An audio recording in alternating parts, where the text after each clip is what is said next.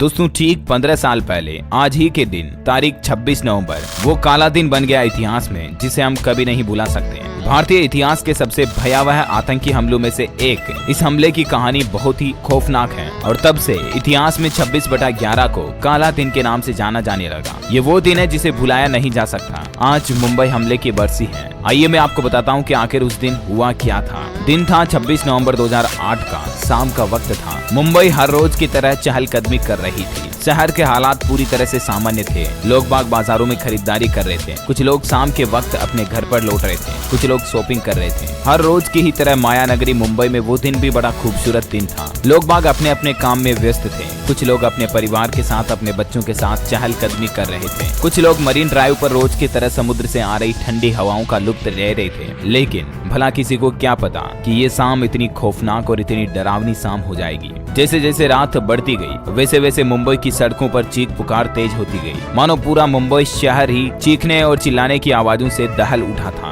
दरअसल दोस्तों, इस खौफनाक दिन की शुरुआत ठीक 3 दिन पहले ही हो जाती है। यानी कि मुंबई हमले से 3 दिन पहले 23 नवंबर को पाकिस्तान के कराची से समुद्री रास्ते से एक नाव के जरिए कुछ आतंकी मुंबई पहुंचे थे। दरअसल ये नाव भी भारतीय नाव ही थी, बोट थी, और आतंकियों ने उस नाव को हाईजैक कर लिया था। लगभग उस नाव में 4 भारतीय बैठे थे, जिनको मौत के घाट उतारते हुए उस नाव पर उन आतंकियों ने कब्जा कर लिया, जो पाकिस्तान की कराची से भारत आने वाले थे। समय था रात तकरीबन 8 बजे। आतंकी कोलाबा के पास कफ परेड के मछली बाजार पर उतरे थे और यहाँ से वो 4 अलग अलग समूह में अलग अलग ग्रुप में टूट गए और टैक्सी लेकर अपनी अपनी मंजिलों की ओर बढ़ गए। ये बात है 23 नवंबर की रात की, जो मैं आपको बता रहा हूँ। 26/11 के दिन से पहले ही 3 दिन पहले किस तरह से प्लानिंग की शुरुआत हुई। बताया जाता है कि जब वो आतंकी सारे लोग बाग मछली बाजार में उतरे थे तो उन्हें वहां देखकर कुछ मछुआरों को शक भी हुआ था। और ये भी जानकारी है कि उन मछुआरों ने इस बात की जानकारी स्थानीय पुलिस के पास भी पहुंचाई थी, लेकिन पुलिस ने कुछ खास ध्यान नहीं दिया। उसी रात पुलिस को ठीक 9:30 बजे छत्रपति शिवाजी रेलवे टर्मिनल पर गोलीबारी की खबर मिलती है। बताया गया कि यहाँ रेलवे स्टेशन के मुख्य हॉल में 2 हमलवारों ने अंधाधुंध गोलीबारी शुरू कर दी। इन हमलवारों में एक का नाम था मोहम्मद अजमल कसाब, जिसे फांसी भी दी जा चुकी है। टोटल 2 हमलवारे थे उस लोकेशन पर। दोनों ने AK-47 राइफल से लगभग 15 मिनट तक ताबड़तोड़ गोलियां बरसाई। रात 9:30 बजे 52 लोगों को मौत के घाट उतार दिया और 100 से ज्यादा लोगों को घायल कर दिया। छत्रपति शिवाजी रेलवे टर्मिनल पर चारों तरफ चीख पुकार और चिल्लाने की आवाजें सुनाई दे रही थी, मानो तबाही सी मच गई हो। और तभी अचानक मुंबई की कुछ और नामचीन जगहों पर गोलीबारी और आतंकी घटनाओं की खबरें आती हैं। एक के बाद एक अलग अलग लोकेशन पर ताबड़तोड़ गोलियां बरसाने और लोगों की जान लेने की खबर सामने आती है। आतंकियों की ये गोलीबारी सिर्फ शिवाजी टर्मिनल रेलवे स्टेशन तक ही सीमित नहीं थी, बल्कि दक्षिणी मुंबई का लियोपोल्ड कैफे, जो उन चंद जगहों में से एक था जो आतंकी हमले का निशाना बना। मुंबई के नामचीन रेस्तरां में से एक था ये कैफे, और इस पर हुई गोलीबारी में 10 लोगों में से कई विदेशी लोग भी मारे गए। साल 1871 से मेहमानों की खातिरदारी कर रहे इस कैफे की दीवारों में धंसी गोलियां हमले के निशान छोड़ गई। वक्त आगे बढ़ता है, रात के 10 बजते हैं और तभी पार्ले में 2 टैक्सियों को भी उड़ा दिया जाता है। रात 10:15 10:30 बजे के तकरीबन ये भी खबर आती है कि पार्ले इलाके में एक टैक्सी को बम से उड़ा दिया, जिसमें ड्राइवर और एक यात्री भी मारा गया। और इससे करीब 15-20 मिनट पहले ही बोरी बंदर से भी इसी तरह की धमाके की खबर मिली थी, जिसमें एक टैक्सी ड्राइवर और 2 यात्रियों की मौत होने की भी जानकारी मिलती है। इन हमलों में भी तकरीबन 15 लोग घायल हुए थे। यानी कि मुंबई के 26/11 के काले दिन की शुरुआत 3 दिन पहले ही हो गई थी। और फिर नंबर आता है ताज होटल,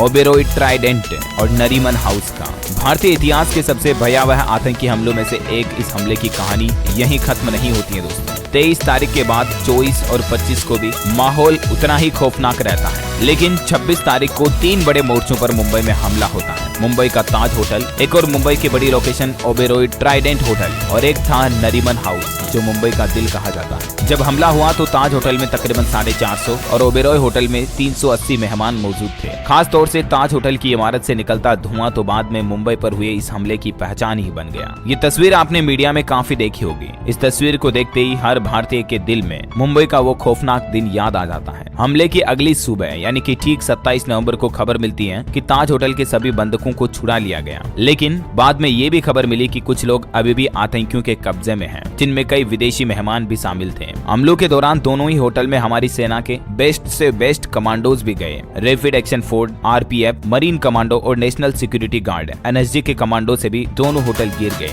मीडिया की लाइव कवरेज से आतंकवादियों को खासी मदद मिली, क्योंकि उन्हें सुरक्षा बलों की हर हरकत के बारे में टीवी पर पता चल रहा था। सुरक्षा बलों और आतंकवादियों के बीच तकरीबन ये मुठभेड़ 3 दिन तक चली। इस दौरान मुंबई में धमाके हुए, आग लगी, गोलियां चली और बंदूकों को लेकर उम्मीदें भी टूटती और जुड़ती रही। न सिर्फ भारत से 1.25 अरब लोगों की बल्कि दुनिया भर की नजरें ताज, ओबेरॉय और नरीमन हाउस पर टिकी थी। ये पूरा वाकया एक फिल्म की तरह लगता है। आज हम कई फिल्मों में ये चीजें देखते हैं तो ऐसी फिल्में देखकर हमें बड़ी खुशी होती है, लेकिन ये चीजें अगर जिंदगी में रियल लाइफ में होना तो हर किसी का कलेजा कांप जाता है। जिस दिन ताज होटल पर हमला हुआ उस दिन अंतर्राष्ट्रीय व्यापार संघ की संसदीय समिति के कई सदस्य भी होटल में ठहरे हुए थे। हालांकि राहत की बात यह रही कि इनमें से किसी को भी नुकसान नहीं हुआ, वरना दुनिया भर में भारत की किरकिरी और ज्यादा बढ़ जाती है। लेकिन चाहे दोस्तों आदमी कितने ही बड़े ओहदे पर हो, जान की कीमत तो सभी की एक ही होती है। हमलों में कई मासूम और इनोसेंट पीपल, आम नागरिक मारे गए। कई विदेशी मेहमान भी थे जो हमलों में मारे गए। हमलों की जब शुरुआत हुई तो यूरोपीय संसद के ब्रिटिश सदस्य सज्जाद करीम ताज की लॉबी में थे, तो वहीं जर्मन सांसद एरिका मान को भी अपनी जान बचाने के लिए इधर उधर भागना पड़ा था। चाहे कितना ही वीआईपी लोग क्यों ना हो, चाहे कितना ही बड़ा ओहदा क्यों ना हो, चाहे किसी देश का पूरा हीरो नायक क्यों ना हो, चाहे कोई देश का प्रधानमंत्री राष्ट्रपति क्यों ना हो, ऐसी सिचुएशन में सब अपनी अपनी जान को छुपाने में भागते हैं। तो वहीं ताज होटल के अलावा भी ओबेरॉय होटल में भी कई जाने माने दुनिया भर के पॉपुलर लोग थे, जिनमें एक तो खास हमारे भारतीय सांसद NN कृष्णा दास भी शामिल थे, जो ब्रिटेन के जाने माने कारोबारी सर गुलाम नून के साथ उस होटल में रात्रि भोजन के लिए ठहरे थे। नरीमन हाउस में NSG कमांडो भी शहीद हुआ था। 2 हमलवारों ने मुंबई में यहूदियों के मुख्य केंद्र नरीमन हाउस को भी अपने कब्जे में कर रखा था। वहां कई लोगों को बंधक बनाया गया। फिर NSG के कमांडोज ने नरीमन हाउस पर धावा बोला और घंटों तक चली इस लड़ाई के बाद हमलवारों का सफाया किया गया। लेकिन नरीमन हाउस पर हमारे NSG का भी एक कमांडो शहीद हो गया। हमलवारों ने इससे पहले ही रब्बी गौब्रियल होल्ट्जबर्ग और 6 महीने की उनकी गर्भवती पत्नी रिबेका होल्ट्जबर्ग समेत कई लोगों को भी मौत के घाट उतार दिया था। बाद में सुरक्षा बलों को वहां से कुल 6 बंधकों की लाशें मिली। इस हमले में टोटल 160 से ज्यादा लोगों की जान जा चुकी थी। 29 नवंबर की सुबह तक 9 के 9 हमलवार आतंकियों का सफाया हो चुका था और अजमल कसाब के तौर पर एक हमलवार पुलिस की गिरफ्त में भी था। स्थितियां पूरी तरह से नियंत्रण में आ चुकी थी, लेकिन तब तक 160 से भी ज्यादा लोगों की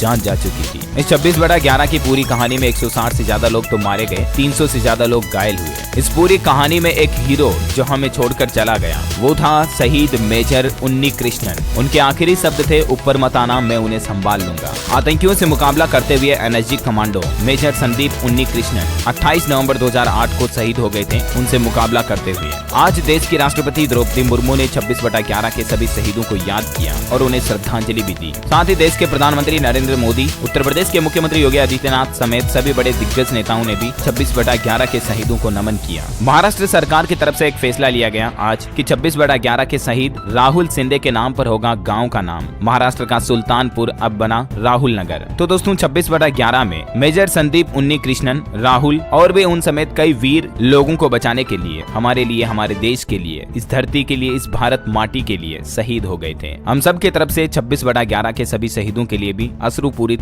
भावपूर्ण श्रद्धांजलि दिल से। जब तक भारतवर्ष रहेगा, जब तक ये दुनिया रहेगी, जब तक सूरज चांद रहेगा, उन सभी हीरो, उन सभी शहीदों को हमेशा याद किया जाएगा। जय हिंद, जय भारत, वंदे मातरम।